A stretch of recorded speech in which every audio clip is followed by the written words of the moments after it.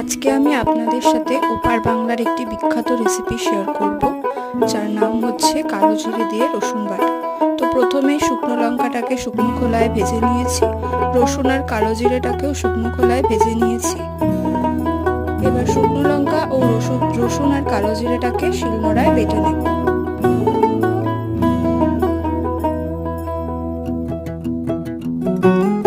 বাটা হয়ে গেছে।